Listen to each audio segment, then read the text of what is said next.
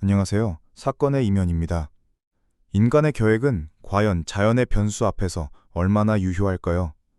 여기 지도에 표시된 모든 등고선과 기상 패턴을 분석하고 가능한 모든 비상 상황에 대한 대책을 수립했으면 전문가의 시선으로도 완벽에 가까웠던 한 원정이 있었습니다.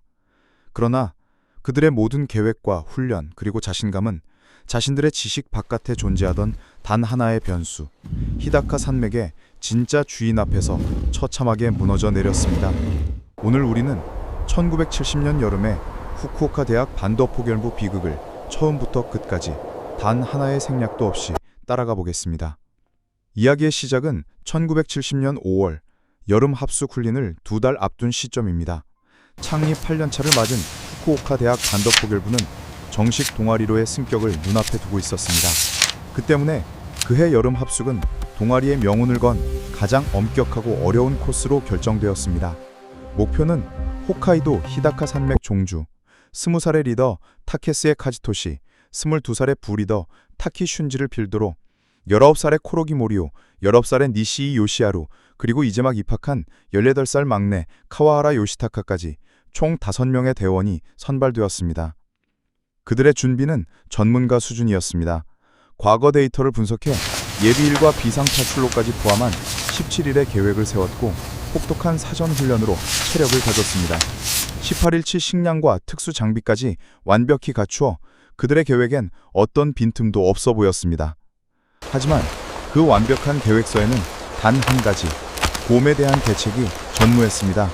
곰이 멸종한 규슈 출신인 그들에게 곰의 위험성은 현실이 아니었고 수집한 어떤 자료에도 곰에 대한 경고는 없었으며 소리를 내면 곰은 도망간다는 치명적인 오해가 널리 퍼져 있었습니다. 7월 12일 마침내 합숙이 시작되었습니다.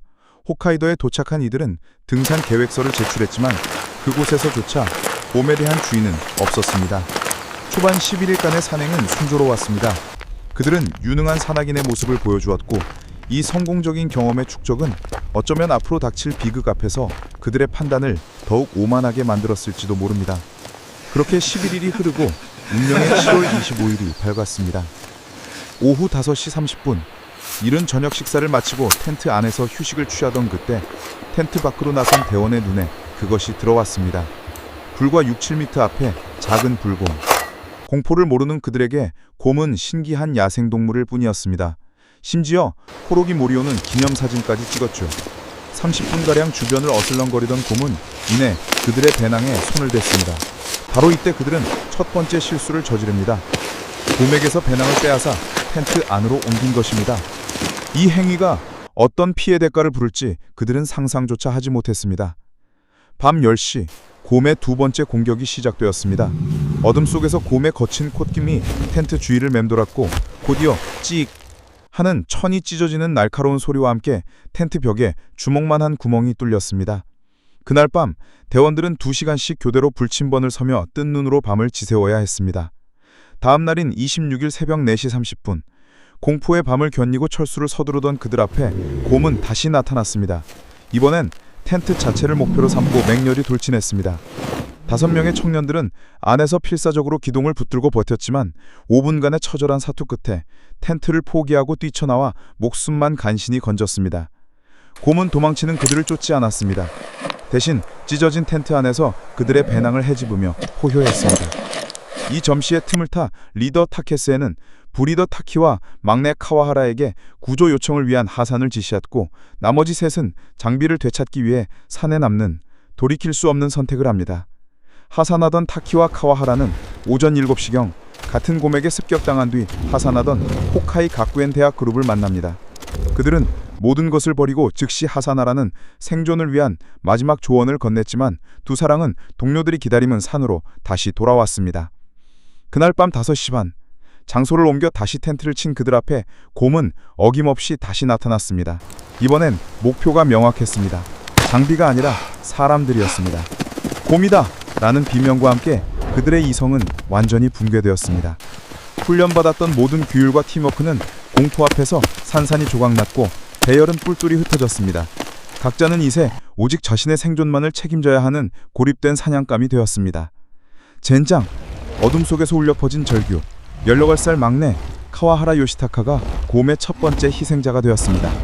등을 보이며 달아나는 대상을 본능적으로 추격하는 곰에게 가장 빠르지만 가장 약한 그가 표적이 된 것입니다. 남은 이들은 동료의 비명을 등 뒤로 한 채 미친 듯이 도망쳐야 했습니다. 이 아비 기반 속에서 코로기 모리오는 홀로 고립되었습니다. 그는 기적적으로 다른 등산객이 버리고 간 텐트를 발견했고 그곳에 자신의 마지막 시간들을 기록으로 남겼습니다. 바위로 곰의 코를 맞췄지만 놈은 나를 똑바로 노려보고 있다. 이길 가능성이 없다는 것을 깨달았다. 미친 듯이 달려 텐트 안으로 피했다. 나는 혼자다. 심장이 터질 것 같다. 그의 떨리는 필재는 희망이 사라져가는 과정을 생생하게 보여줍니다. 다음 날 아침 마지막 용기를 내어 텐트 문을 연 그의 눈에 들어온 것은 불과 5m 앞에서 기다리고 있던 곰이었습니다. 그의 기록은 도움은 언제 오는가? 라는 절박한 물음으로 끝이 납니다. 같은 시각 리더 타케스에와 타키, 니시 3명 역시 짙은 안개 속에서 곰과 마주쳤습니다. 리더 타케스의 카지토시는 자신을 미끼로 던져 2명의 동료를 탈출시켰습니다. 그것이 그의 마지막 모습이었습니다.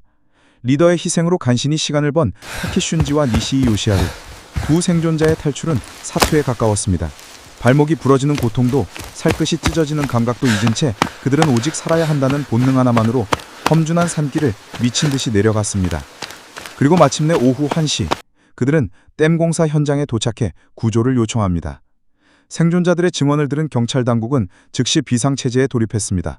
이것은 단순한 조난사고가 아니었습니다. 곰이 집요하게 인간을 추적하고 밤낮을 가리지 않고 공격한다는 내용은 상식을 벗어나는 것이었습니다. 섣불리 소규모 구조대를 보냈다가는 더 많은 희생자를 낳을 수 있다는 판단이 내려졌습니다. 이것은 조난자 수색이 아니라 미지의 적을 상대로 하는 위험천만한 작전이었습니다. 결국 즉각적인 출발 대신 완벽한 팀을 꾸리는 것으로 결정이 되었고 이로 인해 구조대의 출발은 지연되었습니다. 경찰은 즉시 지역 최고의 베테랑 곰 사냥꾼들을 수소문했고 인근 대학 산악부에게 협조를 요청해 히다카 산맥의 지리에 밝은 인원들을 모집했습니다. 짙은 안개로 헬리콥터 정찰마저 불가능한 상황에서 오죽 지상작전만이 유일한 희망이었습니다. 생존자들이 하산한 다음 날인 7월 28일 마침내 경찰, 전문 산악인 그리고 7명의 베테랑 사냥꾼이 합류한 총 25명의 제1차 수색대가 조직되었습니다. 그들은 조심스럽게 산으로 인진했습니다. 이틀 뒤인 29일 오후 수색대는 타케스에와 카와하라의 참혹한 모습의 두 구의 시신을 발견하고 마침내 문제의 곰과 마주합니다. 사냥꾼들이 일제히 불을 뿜었고 전체 길이 130cm의 작은 곰은 20발에 가까운 총알을 맞고서야 쓰러졌습니다. 바로 이 점에서 우리는 근본적인 의문과 마주합니다. 고작 성인 남자보다 조금 더 큰 정도의 곰 한 마리를 왜 혈기왕성한 5명의 청년들은 힘을 합쳐 제압하지 못했을까요? 그 해답은 첫째, 압도적인 힘의 불균형에 있습니다.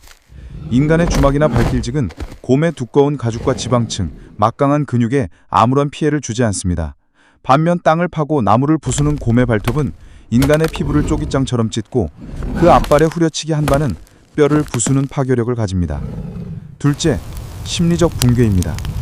며칠에 걸친 질긴 추격과 반복된 압습, 수면 부족은 그들의 이성을 완전히 마비시켰습니다. 극도의 공포 속에서 협력해서 싸운다는 합리적인 판단은 불가능해지고 흩어져라도 살아남아야 한다는 원초적인 도죽 본능만이 남았습니다.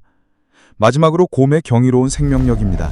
이 작은 곰은 사냥꾼들의 총알을 20발에 가까운 맞고서야 쓰러졌습니다. 학생들이 던지는 돌멩이나 어설픈 저항은 곰에게 고통은커녕 오히려 투쟁심을 자극하는 행위에 불과했을 것입니다. 그리고 사냥꾼들이 곰의 배를 갈랐을 때 이 사건의 가장 끔찍하고 소름 끼치는 진실이 드러났습니다. 위장 안에는 인간의 살점이 단 한 점도 없었습니다. 곰은 배가 고파서 그들을 죽인 것이 아니었습니다. 자신의 영역을 침범하고 소유물을 빼앗아간 적에 대한 무자비한 보복 혹은 잔인한 유희였습니다. 결국 이 비극은 단순히 힘의 대결에서 패배한 이야기가 아닙니다. 예측 불가능한 야생의 폭력성에 마주한 인간이 심리적으로 어떻게 무너지고 이성적인 대응 능력을 완전히 상실하게 되는가에 대한 처절한 기록입니다. 사고 현장에 세워진 위령비에 희생된 타케수의 카지토시, 코로기 모리오, 카와하라 요시타카 3명 학생의 이름이 새겨져 지금도 그곳을 찾는 이들에게 자연의 두려움을 결코 셔츠 소매를 걷어붙이고 맞설 수 있는 대상으로 착각하져는 안 된다는 사실을 침묵으로 경고하고 있습니다. 사건의 이면이었습니다.